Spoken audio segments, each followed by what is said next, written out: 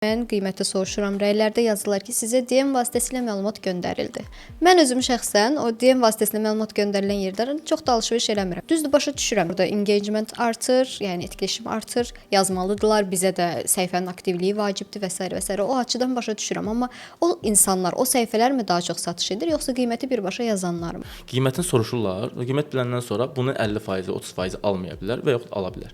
Okay, bunu qoyduq kənara. İndiki mövzuda nədir? Rəqabət məsələsidir. Gedib baxır ki, eBay-də falan qiymətədir, Trendyolda falan qiymətədir, başqa bir mağazada falan qiymətədir. Yəni bazar araşdırmasını yekunlaşdırmış olur və özünə bir dəyər biçmiş olur. Müraciət sayını artırmaq da nəyə görədir? İnsanlar müraciət etdikdə o onların bazasına yazılmış olur. Yəni mən artıq bir şirkətə müraciət edirəm, mənim artıq adım, soyadım, nömrəm, əgər belə deyim, WhatsApp və yaxud hansı bir nömrə yolu ilə əlaqə saxlamışamsa, e-mailim onların bazasında qalmış olur.